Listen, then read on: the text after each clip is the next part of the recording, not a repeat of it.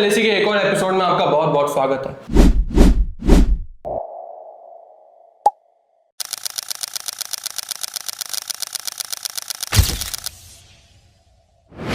और अभी खबर आ रही है पाकिस्तान से, जहां के जो जनता है वो आक्रोश में, गुस्से में, प्रोटेस्ट पे उतर रही है। वहां के अमेरिकन एम्बेसी जो पाकिस्तान के अंदर स्थित है उसके बाहर। क्यों? वो इसलिए क्योंकि वहां की पाकिस्तान की एडमिनिस्ट्रेशन जो है, उन्होंने ट्रंप का जो कुछ दिन पहले आया हुआ 20 पॉइंट का गाजा प्लान जो है उसको मंजूरी दे दी है। अब वो, जैसे कि हम जानते हैं, 20 पॉइंट का गाजा प्लान ये बताता है कि वहाँ का जो स्थिति है, वहाँ की स्थिति है पहले से बेहतर हो जाए, वहाँ के लोगों की जो स्टैंडर्ड ऑफ लिविंग है वो बेहतर कर दी जाए। लेकिन वहाँ के लोगों को ये बिल्कुल मंजूर नहीं है। क्यों नहीं है?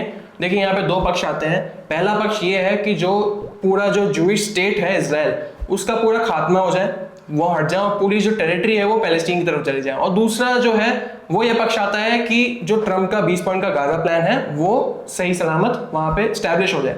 लेकिन वहां के जो लोग हैं उन्होंने प्रोटेस्ट करना चालू कर दिया है। अमेरिकन एम्बेसी के बाहर करने का प्लान था लेकिन सफल हो नहीं पाया उनकी तरफ से। ऊपर से टीएलपी जो वहां की एक पार्टी है, वहां के लीडर जो है वो और मिसिंग हो गए थे। तो ये जो गुस्सा है वहां का और ये भड़क गया। दूसरी तरफ वहां के एक तरफ वहां की जनता है, दूसरी तरफ आते हैं वहां की एडमिनिस्ट्रेशन पाकिस्तान की। शहबाज शरीफ और आसिम मुनीर जो आजकल ट्रंप के कुछ ज्यादा ही करीब हो चुके हैं। अभी हाल ही में जो इजिप्ट के शर्म अल शेख जो वहां का समिट हो रहा है गाजा पीस का, उस समिट के अंदर शहबाज शरीफ ट्रंप के कुछ ज्यादा ही करीबी, ज्यादा ही वफादार दिखाई दे रहे हैं। ऐसा लग रहा है कि ट्रंप किसी की पेरेंट्स टीचर मीटिंग ले रहे हैं। शहबाज शरीफ वहां पे आते हैं, ट्रंप को एक और बार नोबेल पीस प्राइज के लिए नॉमिनेट करते हैं। और ट्रंप वहां पर क्या बोलते हैं उसके बाद? शहबाज शरीफ के लिए बोलते हैं कि इंडिया और पाकिस्तान साथ साथ एकदम प्यार से रहेगा। और शहबाज शरीफ से एक आंख मिलाकर और बोलते हैं, अनुमति लेते हैं या फिर देते हैं, पता नहीं क्या है, लेकिन शहबाज शरीफ एकदम अपना सिर ऐसे हिलाते हैं उनकी तरफ जैसे कोई टीचर के सामने अपना स्टूडेंट सर हिला रहा हो। तो ये कुछ कार्तिक जी ऐसी चीजें आ रही हैं निकल के कि एडमिनिस्ट्रेशन एक तरफ, वहां की जनता एक तरफ। जनता थोड़ी सी रेडिकलाइज हो चुकी है, एडमिनिस्ट्रेशन अमेरिका की पपेट बन चुकी है। बात ऐसी है कि पाकिस्तान के अंदर जो अनरेस्ट है वो अनरेस्ट कई जगह से आ रहा है। पाकिस्तान को इस वक्त पता नहीं है कि आखिर अपनों को अपनी डिप्लोमेसी और अपनी जो देश की जो नीति है उसको किस प्रकार से आगे लेकर चलना है। अब इसको प्रॉपर तरीके से देखते हो तो ये देखने को मिलता है कि पाकिस्तान जो है सिर्फ और सिर्फ कुछ कंधों पे सवार है, और वो कंधे हैं अमेरिका के कंधे। अब वो अमेरिका के कंधों पर तो सवार है जिसको लेकर वो अपनी खुद की पुरानी नीतियों को भूल चुका है। अब पुरानी नीतियाँ क्या थी? पुरानी नीतियाँ ये थी कि वो इसराइल को देश ही नहीं मानता है। अगर पाकिस्तान इसराइल को देश नहीं मानता है तो पाकिस्तान कौन से 20 पॉइंट्स का समर्थन कर रहा है? पहली बात तो ये। तो उनकी जनता को पहले पाकिस्तान ने अपनी जनता को क्या बताया? पाकिस्तान ने अपनी जनता को बताया कि हम तो इसराइल को देश ही नहीं मानते। उनके पासपोर्ट के ऊपर लिखा हुआ है कि सभी दुनिया को कवर करता है, लेकिन पाकिस्तान इसराइल को कंसीडर नहीं करते, इसराइल को हम मानते नहीं है, एक्सेप्ट इसराइल, ऐसे करके उनके पासपोर्ट के ऊपर भी लिखा हुआ है। तो जब मानते ही नहीं तो पहली बात तो कौन से 20 पॉइंट्स का समर्थन करने वहां पर जा रहे हैं? और अगर जा रहे हैं तो डोनाल्ड ट्रंप से इस तरीके से पेश आ रहे हैं कि जिस प्रकार से साफ साफ दिखाई दे रहा है कि वो एक बूट लिकर जो होता है ना, बूट लिकर जो परफेक्ट बूट लिकर होता है पाकिस्तान का, वो परफेक्ट बूट लिकर है शहबाज शरीफ, जो कि इस वक्त इजिप्ट में मौजूद है। उसको मौका मिला कि डोनाल्ड ट्रंप के बूट्स को अपनों को चाटना चाहिए तो उसने चाटा है। वो कह रहा है कि मैं नॉमिनेट करता हूं डोनाल्ड ट्रंप को नोबेल पीस प्राइज के लिए। नोबेल पीस प्राइज तो मिल चुका 2025 का, वो किसको नॉमिनेट कर रहे हैं दोबारा? मेरे को समझ नहीं आ रहा है। क्या वो नॉर्मल सी जो न्यूज होती है कि नोबेल पीस प्राइज नॉमिनेट किए जा चुके हैं, उसको नोबेल पीस प्राइज मिल चुका है, जो कि वेनेजुएला की है अपोजिशन की जो वहां पे जो बहुत बड़ी नेता है वहां की, जिनका सरनेम है मचादो करके, जिनका सरनेम है मोनियो मचादो, उनका सरनेम है, उनको नॉमिनेट कर दिया, उनको नोबेल पीस प्राइज मिल चुका है। तो आखिर शहबाज शरीफ इजिप्ट के अंदर जाकर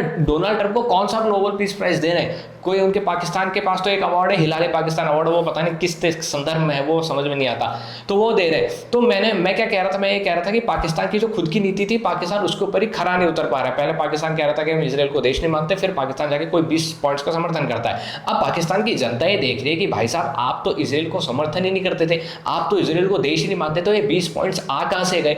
तो फिर पाकिस्तान की जनता के पास अचानक से पाकिस्तान की जनता एक होती है, एक प्रोटेस्ट ऑर्गेनाइज करने की कोशिश करती है। और जो यहाँ पर सबसे सबसे बड़ी पॉलिटिकल पार्टी है तहरीक लबैक पाकिस्तान TLP, ये अपना प्रोटेस्ट ऑर्गेनाइज करने की बात करती है। और प्रोटेस्ट का ऑर्गेनाइज करने की बात करती है छोटी मोटी जगह नहीं, पाकिस्तान की बड़ी सुरक्षित जगह। जी हाँ, पूरा का पूरा पाकिस्तान सुरक्षित नहीं है, पाकिस्तान का जो प्रधानमंत्री उसका भी घर सुरक्षित नहीं है। अगर पाकिस्तान के अंदर सबसे सुरक्षित जगह है तो वह है यूएस एम्बेसी। तो यूएस एम्बेसी के बाहर जाकर वो कहते हैं कि भाई हम यहाँ पर प्रोटेस्ट करेंगे। अब तहरीक लबैक पाकिस्तान का जो पॉलिटिकल लीडर है, उसका लीडर है साद रिजवी। वो साद रिजवी यहाँ पर इसको जाकर लीड करने वाला था, लेकिन अचानक से खबर आती है कि साद रिजवी पाकिस्तान के अंदर से गायब हो चुका है। गायब होने के बाद जैसे ये खबर पूरे पाकिस्तान के अंदर फैलती है, वैसे ही पाकिस्तान की जनता सड़कों पर आती है। क्या लाहौर देखते हैं, क्या कुछ देखते हैं, हर जगह दंगा फसाद शुरू हो जाता है। अब दंगा फसाद सिर्फ एक जगह नहीं होता है, वो है बलूचिस्तान, और फिर एक जगह नहीं होता, वो है POK। यहाँ पर प्रोटेस्ट नहीं होता है, प्रोटेस्ट यहाँ पर अलग संदर्भ के अंदर हो रहा है। यहाँ पे गाजा के संदर्भ में प्रोटेस्ट नहीं हो रहा है, यहाँ पे प्रोटेस्ट जैसे कि जो बलूचिस्तान वाला एरिया है, यहाँ पर पाकिस्तान के लोग प्रोटेस्ट कर रहे हैं, यानी कि जो बलूचिस्तान और POK की जो जनता है, वो POK की जनता उधर अलग प्रोटेस्ट कर रही है, POK की जनता अलग प्रोटेस्ट कर रही है, और बलूचिस्तान के लोग अलग प्रोटेस्ट कर रहे हैं। और ये जो प्रोटेस्ट चल रहा है गाजा वाला, ये प्रोटेस्ट चल रहा है यहाँ जो पाकिस्तान का पंजाब प्रोविंस है, यहाँ पर बेसिकली चल रहा है। अब यहाँ पर क्या होता है, यहाँ पर साद रिजवी गायब हो जाता है, और भविष्य के अंदर यही खबर बताई जा रही है कि अभी तो ये साद रिजवी गायब है, इसको पाकिस्तान के पैरामिलिट्री फोर्सेस ने गायब कर दिया है, इसको जेल में डाल दिया है, इसको मार दिया है, इसकी लाश कहाँ है ऐसा कुछ नहीं पता, ये सिर्फ और सिर्फ अभी मिसिंग है। और इसको लेकर ये प्रोटेस्ट चल रहा है, जिसकी हाल में वीडियोस हर जगह वायरल हो रही है। अब यहाँ पर वीडियोस के अंदर भी देखने को मिल रहा है कि पाकिस्तान की जनता हर जगह तोड़फोड़ करती है, फिर पाकिस्तान की पैरामिलिट्री इनके टूट के ऊपर पड़ती है, और फिर जनता पाकिस्तान पैरामिलिट्री के ऊपर टूट के पड़ती है, और फिर पाकिस्तान के पैरामिलिट्री को कहती है कि देखो अब हमारे पास मौका है, हम आपको पीट सकते हैं, मार सकते हैं, लेकिन हम आपको पीट नहीं पा रहे, मार नहीं पा रहे, हम ऐसा नहीं करना चाह रहे। तो इस तरीके से जो पूरा का पूरा पाकिस्तान ऐसे तैसे हो रहा है। अब इस बीच अपनों ने ये भी देखने को मिला कि अफगानिस्तान के जो लोग हैं, तालिबान के, अफगानिस्तान के जो तालिबानी है, वो वहाँ पर जो डुरंड लाइन है उसके ऊपर से क्रॉस फायरिंग कर देते हैं, वहाँ पर पाकिस्तान के 58 सोल्जर्स को मार देते हैं, जिसको लाल बत्ती के अंदर विनम्र पुलवाल ने कवर किया था। ये सब चीज़ें देखने को मिलती है। तो इन टोटल देखने को मिलता है कि पाकिस्तान अपनी नीतियों की वजह से ही अपनी नीतियों के ऊपर खरा नहीं उतरता है, और फिर पाकिस्तान अनरेस्ट के अंदर आ जाता है। वो इसलिए क्योंकि पाकिस्तान सिर्फ और सिर्फ एक कंधे पर सवार है, और वो कंधा है अमेरिका का कंधा, वो कंधा है डोनाल्ड ट्रंप का कंधा। तो यहाँ पर ये चीज साफ साफ देखने को मिलती है। अब डोनाल्ड ट्रंप का जो कंधा है, तो मैं एक तो बात कहूंगा कि वो जो वीडियो है जिसके अंदर डोनाल्ड ट्रंप को कह रहे हैं कि मैं आपको नोबेल पीस प्राइज नॉमिनेट करना चाहता हूं, और वो जो बूट लीकिंग टाइप वीडियो है जो शहबाज शरीफ की, वो एक बार यहाँ पर इस चैनल के ऊपर मैं चलवाना चाहता हूँ, जो मैंने डाउनलोड की थी। Peace has been achieved after untiring efforts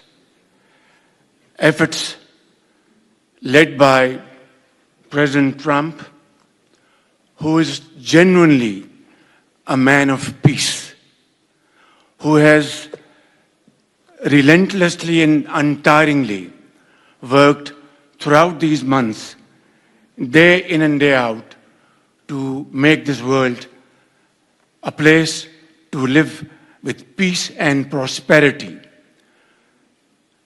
I would say that Pakistan had nominated President Donald Trump for Nobel Peace Prize for his outstanding, extraordinary contributions to first stop war between India and Pakistan, and then achieve ceasefire along with his very wonderful team. And today, again, I would like to nominate this great president for Nobel Peace Prize, because I genuinely feel that he is the most genuine and most wonderful candidate for Peace Prize, because he has brought not only peace in South Asia, saved millions of people, their lives, and today here in Sharm el-Sheikh, achieving peace in Gaza is saving millions of lives in the Middle East. Mr. President, I would like to salute you for your exemplary leadership, visionary leadership, and I think that you are the man this world needed most at this point in time. World would always remember you as a man who did everything, went out of the way to stop 7 and today 8 wars. आपने ये video देखी, इस video के अंदर आपको साफ साफ पता चल चुका है कि डोनाल्ड ट्रंप ने इजिप्ट के अंदर जाकर क्या करा है। डोनाल्ड ट्रंप ने इजिप्ट के अंदर जाकर साफ साफ वो चीज़ें दिखाई है कि किस तरीके से अभी स्वयं कह रहे थे कि वो पीटीएम टाइप है। तो डोनाल्ड ट्रंप वहाँ पर यही करे। डोनाल्ड ट्रंप वहाँ पे 20 देशों के लीडर्स वहाँ पर आए और 20 देशों के लीडर्स को एक एक करके बुला रहे हैं। कभी मेलोनी को कुछ कह रहे हैं, कभी कीर स्टामर जो यूके के प्राइम मिनिस्टर है उनको बुलाते हैं, माइक के पास लाते हैं और फिर वापस रवाना कर देते हैं। वो वीडियो देखिए आप, किस तरीके से कीर स्टामर की वहाँ पर बेइज्जती हो रही है। United Kingdom. Where's United Kingdom? Where's my friend? Where? Come here. Is everything going good? Very good. It's very nice that you're here. These people all came in like 20-minute notice. And I think it's fantastic. And we have so many others, and just so many others. तो आपने देखा कि वो कीर Starmer को किस प्रकार से ढूंढ रहे थे, फिर कि कीर स्टामर हाथ ऊपर करके आते हैं कि सर मेरा आपका रोल नंबर 1, फिर रोल नंबर 1 आगे आता है और रोल नंबर 1 को दिखाते हैं चेहरा और फिर पीछे भेज देते हैं। और इसी तरीके से शहबाज शरीफ के साथ किया और जॉर्जिया मेलोनी को बोल रहे कि ब्यूटीफुल गर्ल। भाई वो तो एक देश की लीडर है, आप उसको क्या स्कूल गर्ल की तरह टैकल कर रहे हैं। तो अब इस माहौल के अंदर इस तरीके से जो अस्त व्यस्त वाला माहौल है कि यहाँ पर आपको एक तो पाकिस्तान जैसे लीडर को बुला रहे हैं, वो पाकिस्तान जो इजराइल को देश नहीं मानता, ठीक है, वहां पर आप उसको बुला रहे हैं और वहां पर आप अपेक्षा कर रहे हैं कि प्रधानमंत्री नरेंद्र मोदी जी भी आए। हालांकि इनकी दुकान जो इस वजह से चलने नहीं वाली थी इनको भी पता है, इसलिए इन्होंने प्रधानमंत्री नरेंद्र मोदी का नाम भी लिया है अपने भाषण के अंदर कि मैं जो नरेंद्र मोदी उन्होंने भी मेरे को थैंक करा है कि किस प्रकार से मैंने ये इजराइल गाजा का युद्ध रुकवा दिया। तो वो जो थैंकिंग कैपेसिटी है, मोदी जी तो वहां नहीं आए, वहां आते तो इनके भाव बढ़ जाते। तो लेकिन इन्होंने मोदी जी की जो थैंक यू है वो जो ट्वीट था उससे अपने भाव बढ़ाने की कोशिश करी जैसे तैसे करके, लेकिन ये पूरा मामला जो था अस्त व्यस्त था। और मोदी जी का न जाने का कारण यही था कि यहाँ पर इस तरीके से जो अस्त व्यस्त वाला मामला है कि डोनाल्ड ट्रंप को पता नहीं है कि किसको क्या कहना है, किसको किस तरीके से टैकल करना है। उसी मंच पे, जिस मंच पे पाकिस्तान का प्रधानमंत्री मौजूद है, उस मंच के ऊपर प्रधानमंत्री नरेंद्र मोदी मौजूद हो ही नहीं सकते, क्योंकि भरोसा नहीं है डोनाल्ड ट्रंप का कि डोनाल्ड ट्रंप कभी भी कुछ भी कहते हैं। डोनाल्ड ट्रंप ये कह सकते हैं कि सर मैंने तो देखिए इधर से शहबाज शरीफ को पकड़ लेते, इधर से प्रधानमंत्री मोदी को पकड़ लेते और कहते थे कि देखिए मैंने पीस करा दिया। तो इनका कोई भरोसा नहीं है। तो इस वजह से तो मोदी जी नहीं गए। और पाकिस्तान के अंदर जो अनरेस्ट है उसके अंदर सीधी गणित है कि पाकिस्तान को खुद की नीति तय करनी चाहिए थी। पाकिस्तान को जो हूर की परियां जो बेचती हैं उनके ऊपर उड़ के सवार नहीं होना चाहिए था, और डोनाल्ड ट्रंप के और अमेरिका के कंधे के ऊपर तो बिल्कुल भी सवार नहीं होना चाहिए था। अब सीधी स्पष्ट बात यह है कि तालिबानियों ने मारना शुरू कर दिया है, बलोचियों ने मारना शुरू कर दिया है, ब्रह्मोस यहाँ से तैयार है, और बचा क्या बताइए। क्या वही बात है कि अब बात आई गई है, जैसे यहाँ पे आपने साद रिजवी की बात करी। हाँ। पाकिस्तानी एडमिनिस्ट्रेशन के लिए जो भी खतरा दिखता है पाकिस्तान को, ये पहली बार नहीं है।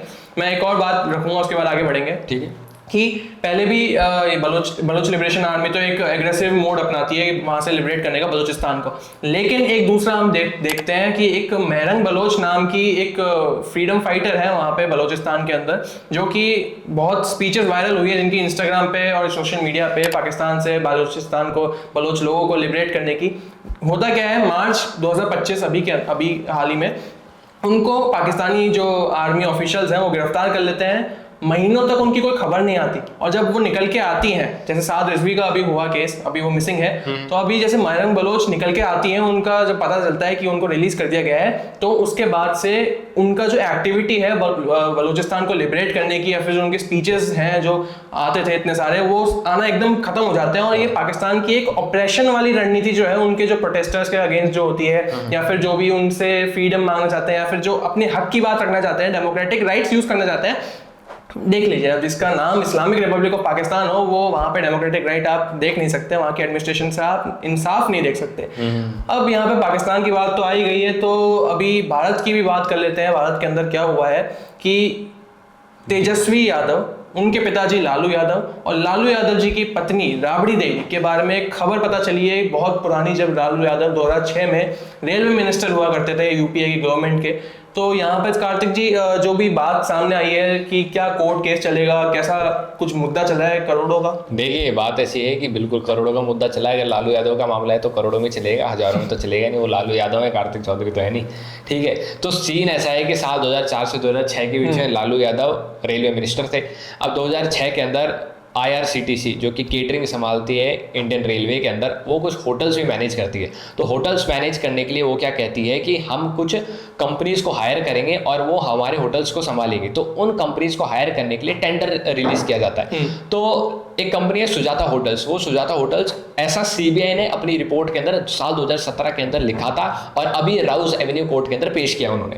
तो उनका ऐसा कहना है कि जिस प्रकार से साल 2006 के अंदर सुजाता होटल्स कहता है आईआरसीटीसी को कि आप अपने 2 होटल्स का टेंडर मुझे दे दीजिए, और इसके बदले वो रेलवे मंत्री उस वक्त के लालू यादव को कुछ जमीनें दे देती हैं। अब उनमें से एक जमीन का इसमें जिक्र है जिसमें से वो जमीन जो है पटना के एक पोश इलाके की जमीन है, और वो जमीन 300 एकड़ की जमीन थी जो कि लालू यादव को दे दी गई थी। अब उसका क्या प्रोसेस है जो सीबीआई ने अपनी रिपोर्ट के अंदर शामिल किया था 2017 के अंदर, और जो अब भी चल रहा है, उसके अंदर ये है कि सुजाता होटल्स 300 एकड़ की जमीन सबसे पहले डिलाइट मार्केटिंग प्राइवेट लिमिटेड को देता है, और डिलाइट मार्केटिंग प्राइवेट लिमिटेड वो इस 300 एकड़ जमीन को बेच देती है लारा प्रोजेक्ट्स को, और लारा प्रोजेक्ट्स के की पार्टनर्स हैं तेजस्वी यादव और राबड़ी देवी। तो उस वक्त ये बताया जाता है कि उस वक्त ये जमीन साल 2006 के अंदर 45 करोड़ की थी, लेकिन ये जो लालू यादव की कंपनी है लारा प्रोजेक्ट्स को ये कंपनी दे देती है 1 करोड़ 47 लाख के अंदर अंदर। तो ये जो गपला है इसके अंदर ये बताया जा रहा है, फिलहाल के लिए ये चीज बताई जा रही है। हालांकि इसके अंदर और भी चीज ये है कि सीबीआई ने इसके अंदर बताया कि हमारे पास 150 तो विटनेस है और 350 डॉक्यूमेंट्री है जो हम कोर्ट के अंदर पेश कर चुके हैं, और कोर्ट ने इन 150 विटनेसेस को यानी कि 150 गवाहों को और 350 डॉक्यूमेंट्रीज को पर्याप्त माना है इस मामले में कि अब इनके ऊपर केस चल सकता है। अगर इनके ऊपर केस चलता है और ये लोग दोषी पाए जाते हैं तो इनको मैक्सिमम टू मिनिमम ये मान लो कि आपको इनको जो है 7 साल की जेल हो सकती है। तो बेसिकली चीज ये है कि जो बिहार चुनाव नजदीक है और इस बीच आरजेडी के जो पूरा का पूरा आरजेडी का जो पूरा आरजेडी को संभालता परिवार लालू यादव का जो परिवार है जिसके अंदर इस वक्त तेजस्वी यादव लीड कर रहे हैं बिहार चुनाव के अंदर, उनके ऊपर ये आंच आ चुकी है। तेजस्वी यादव की माने तो तेजस्वी यादव ने मीडिया को ये कहा है कि ये भाजपा का काम है, भाजपा ने हमको सप्रेस करने की कोशिश की है, लेकिन कुछ एक्सपर्ट्स का ये भी मानना है कि ये काम कांग्रेस का है। कांग्रेस ने इस रिपोर्ट को किसी प्रकार से आउट किया है, लेकिन सवाल ये भी है कि साल 2017 के अंदर तो सीबीआई ने एफआईआर दर्ज कर ली थी, तो ऐसा भी हो सकता है कि इसके कुछ जो उसकी चलन होती है उसमें समय लग सकता है। लेकिन कुछ लोगों का कहना है कि राउज एवेन्यू कोर्ट के जरिए किस प्रकार से कांग्रेस ने एक ताल्लुकात बिठाए और अचानक से, यानी कि अगर ये केस खुल जाता है, उनका ये मानना है अगर ये केस खुल जाता है आरजेडी के खिलाफ तो महागठबंधन के अंदर इसके अंदर कांग्रेस को फायदा है। कांग्रेस हो सकता है कि डिमांड कुछ सीटों की ज्यादा कर दे और यहाँ पर ये देखने को मिल सकता है कि आरजेडी की सीटों की डिमांड कम हो जाए, क्योंकि एनडीए की जो सीट्स हैं उनकी तो घोषणा हो चुकी है, जिसके अंदर बीजेपी 101 पे लड़ेगी और जेडीयू 101 पे लड़ेगी।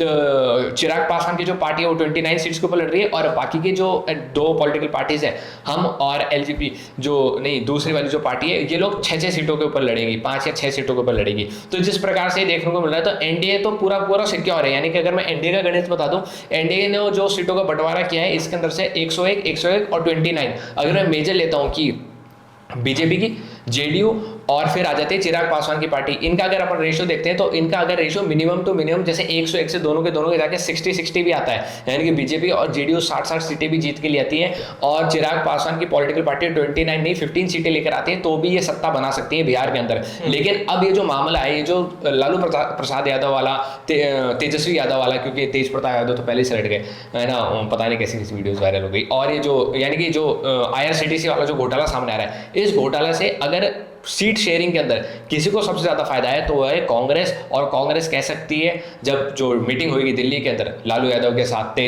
तेजस्वी यादव के साथ, इनके साथ जो मीटिंग होगी, इसके अंदर कांग्रेस ये डिमांड कर सकती है कि आप जो अपनी सीटों की जो गणना कर रहे हैं उनको तो कर दीजिए कम और हमको ज़्यादा सीटों पर लड़ने दीजिए। लेकिन बिहार के ग्राउंड के ऊपर ये चीज़ें क्या साबित होती है, क्योंकि कई लोग ऐसे भी हैं जो तेजस्वी यादव को आज भी नेता मानते हैं। लालू यादव जो कि चारा घोटाले के अंदर कन्विक्ट हो चुके हैं इस वक्त और जो दोषी पाए गए हैं, उनको भी इस वक्त काफ़ी अपना महान नेता मानती है। लेकिन बिहार की जो जनता है, क्योंकि विनम्र ने एक वीडियो के अंदर कहा था कि बिहार के पॉलिटिक्स के अंदर, चुनाव के अंदर जो शर्म का पर्दा होता है वो शर्म का पर्दा है ही नहीं बिल्कुल भी। तो बिहार की जनता भी किस प्रकार से यहाँ पर अपने नेता को चुनती है वो भी देखना रहेगा।